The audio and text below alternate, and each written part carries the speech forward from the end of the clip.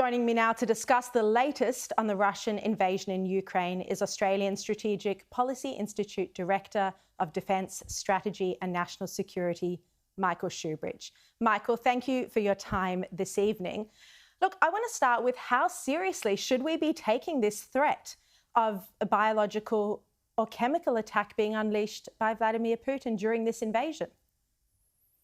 Well, Sharri, I think we should take Putin's threat seriously because he's broadening the conflict every way he can. He's bringing in mercenaries and conscripts to replace combat losses. He might bring in Syrian fighters, and he's threatened to target Western forces that are supplying the Ukrainians.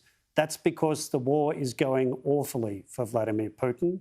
And his claims around biological weapons in Ukrainian hands, I think we've got to remember there's a big difference between biological research for defensive purposes, and surely that makes sense in a world living through a pandemic right now, and a notorious user and developer of biological weapons like Vladimir Putin.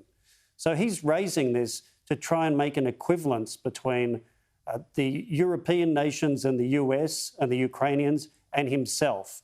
But he is the notorious user and developer of biological weapons in a way that makes research into those weapons and defences against them even more sensible. But we need to take the risk absolutely seriously. My view is he's far more likely to use a Russian-developed biological weapon than something that he's just come across in Ukraine, because how could he control that? In a way, Russia does have an obsession with poisoning its enemies. It's got a long history of this. It's often seen as an ineffective technique because it's not always successful. People survive it.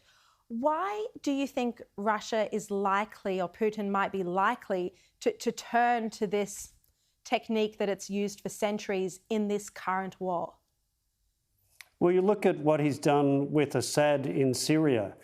He's been a partner to the use of sarin and chlorine gas chemical and nerve agents against the population in Syria. He does it to horrify and demoralise civilian populations. And someone who's indiscriminately killing civilians in Ukraine through bombardment, attacks on hospitals and other atrocities, terrorising the civilian population of Ukraine by using biological weapons, just looks like a limit he'd be willing to cross. That's what his goal would be. Yeah. Look, you just mentioned a moment ago that this war isn't going as well for Putin as he expected, and we hear that quite a bit.